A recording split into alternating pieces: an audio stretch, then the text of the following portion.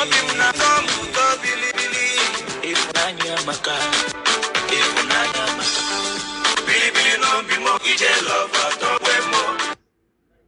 so it was embedded in the Igbo cultural psyche that war in itself is not one that you conduct without cause, that you do not violate the sanctions that the Igbo established for themselves called Iwuala, the laws of the earth, that you don't violate it without cause. And to them, even when they enacted the laws of war, no war was fought on human land. War was fought at the boundaries. And Ebu Kata Madu, Ebo Madu 10 in an Igbo war, that was catastrophe. That was genocide as far as Igbo was concerned, because life was vital to the Igbo conscious of itself. And it was in that sense that Igbo actually recoiled from the events of July, September 1966, when the Igbo were massacred in a number that was unprecedented. The very act of that massacre was for the Igbo the meaning of the apocalypse, or the end of the world. Because in their mind, nothing like that has ever happened before. Not since Amadi. They had not experienced that in living memory. The massacre of that number of people, for the Igbo, that was the end of the world, because it was unprecedented. And it led them to recoil from the nation that they built, or that they were conceiving to build. As a matter of fact, when the current generation of Igbo say Lugard built Nigeria, I said to them, you don't have an idea of your history. The Igbo built Nigeria. They shaped Nigeria. As a matter of fact, the hand that guided Lugard in his conception of the North Side Duntard was Nnamdi Azikiwe's own father, who was his clerk, who was his representative in all the negotiations he was making. He was keeping records. Azikiwe's father, Chukwemeka Azikiwe himself, clerk to Lugard in the period. And it was after that that he was transferred to Calabar and then back to Lagos. But that's a different story. The point I'm making, in essence, is the Igbo are the catalysts for Nigeria. Without Igbo, there is no Nigeria. And everybody knows that. The crisis of Nigeria is the result of the fact that the Igbo have recoiled from Nigeria. Igbo have said to themselves, Nigeria no longer matters. Until the Igbo return spiritually to Nigeria, Nigeria would continue to pander to all kinds of spirits. There will be no modern Nigeria. There will be no great Nigeria. There will be no Nigeria without Igbo energy. And what do I mean by this? What most Igbo have not actually thought through, which is a tragedy, is how can a people endowed with so much research, human and material, be frightened of competition? The Hausa Fulani, a very minority wandering group. The two factors that are shaping the construct of Nigeria today are the conflict of culture between the culture of liberty and freedom, based on our Republican ethos, and the culture, the feudal and monarchical culture of our neighbors that has this whole question of the pyramid, the hierarchies of power, the so-called Oga at the top mentality. It is the idea, or those two ideas, that are attempting to shape Nigeria under the conflict. Igbo, totally liberal, totally liberated, fiercely free, and extremely desirous of freedom, do not subscribe to the mastery of order over the other. Our sense of justice makes it impossible for us to accept that there is any man who is our Lord and Master. The Igbo gave the modern world the idea of the Republic. All men are born free and equal. That's it. That's what Igbo told Jefferson in Virginia. That's what Igbo in Haiti told the French philosophers who began to be marveled by the sense of the Igbo idea of the world, and they began to talk about the rights of man, which, if you put clearly, the rights of man. Man is the center, the summum bonum of Igbo relationship with his society. And then it comes to us today that Biafra was fought and Biafra was lost. Okay, I'll qualify that. That Igbo have fought a war, but it was not a war. It was just one battle in a long series of wars that will have to happen if we are going to build a modern state. We just lost a firefight. We have not lost a war. The Igbo, in fact, did not commit to any loss in war. At the end of the Nigerian Civil War, the Igbo agreed that there was no victor, there was no vanquished. That's what Nigeria established. That's why we returned back to Nigeria. It's the covenant of the equal. And unless we emphasize this to Nigerians, that there is no record anywhere in the Nigerian archives where the Igbo signed a document of surrender, that we return to Nigeria on the principle that there is no victor, there's no vanquish, that we go back to the status quo and start again. Until we point this out to Nigeria, that is the document of contract between the Igbo and the rest of Nigeria, we will not begin to make that debate yet. I really need to emphasize this point because that's the subject of my discussion today. Biafra is not lost.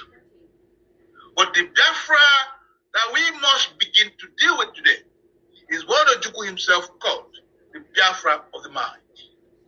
That we carry in our spirits that agent of transformation that made the Igbo world the workshop of West Africa between 1967 and 1970.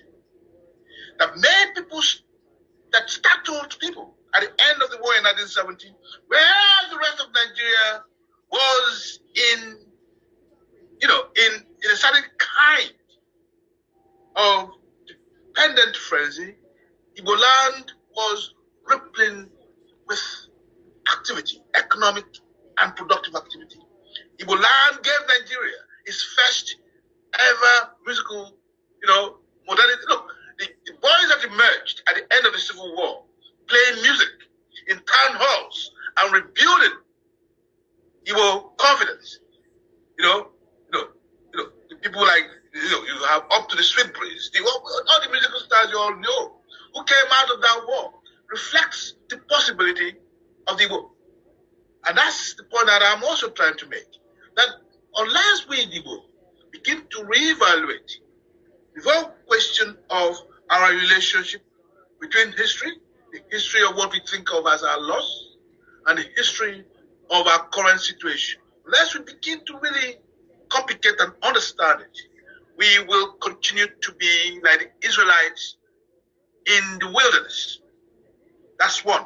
And two, and it's a very important question, what can we do today, given the mood in Igbo land, the separatist mood amongst the new generation that have, as Prof Obi said, not read the minutes of our last letters, the minutes of our last meetings? How do we tell them that you do not give up positions that you have already acquired for a position that is uncertain? Nigeria is under very, very, very government of Igbo. The language that is spoken in Lagos today on the streets of Lagos is Igbo. The language that is spoken in Abuja on the streets of Abuja is Igbo. If you go to every major city in this country, Igbo language is a penetrative language.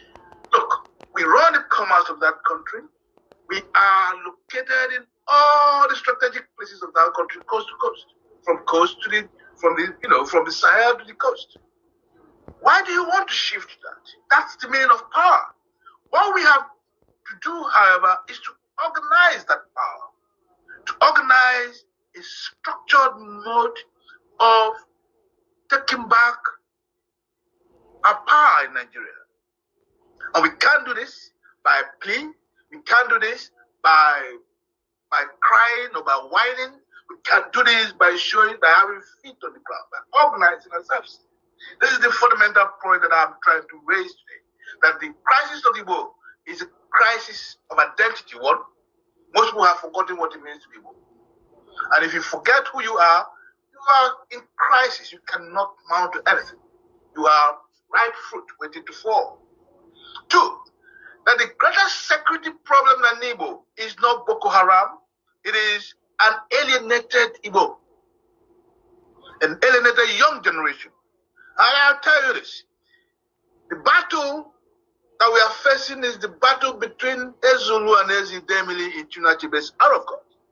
While they were busy arguing about themselves, arguing who is proud, the Christians and the colonialists came in, and without firing a shot, went to the most vulnerable amongst them and converted them. This is what's going to happen to us if we don't take time. While we are busy worrying about what to do with Igbo, the young Igbo are actually the most vulnerable Igbo, the most strategically vulnerable because they have no jobs, they have no prospects. So, imagine this. If Dan Tata and Boko Haram gives them jobs and money and life and livelihood, and you talk to them about Igbo, what do you think they'll say to you? They'll say Igbo Rakwasi, because somebody is paying their bills, somebody is giving them work, somebody is providing them security, somebody is giving them purpose. Unless we begin to talk in those terms, begin to reconsider the meaning of security, that security is about the well-being of the most vulnerable amongst us. Unless we begin to redirect our arguments towards the rebuilding of Igbo schools, the rebuilding of Igbo workshops, places of work, the rebuilding of purpose amongst our young generation, to make them believe once more that there is real meaning to being Igbo, to show them what it means once more to people. Unless we do that, they will be our Achilles heels. They will be the ones to bring in Boko Haram through the bushes, to settle amongst us and dilute whoever we are. That's what the Christians did to us, and we have not learned the lesson of the early 20th century. Therefore, when we talk about Biafra, and we do talk about Biafra as if Biafra is one kind of cocaine that we have smoked. Biafra is not cocaine. You don't get addicted to it. There is a certain pragmatism that we need to adopt to understand that Biafra was a particular moment that needed to be dealt with, that we need to reconfigure in the 21st century the meaning of Biafra. And our 21st century confronts us with three basic issues: Igbo security, Igbo economic development, Igbo cultural autonomy.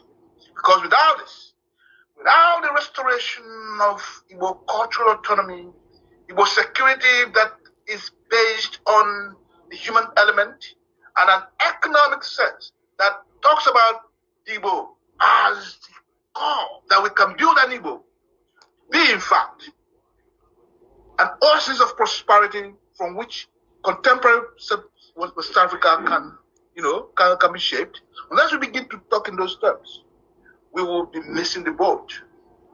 I don't know if I've made any points yet, but let me quickly summarize what I have argued, what I've tried to put across here.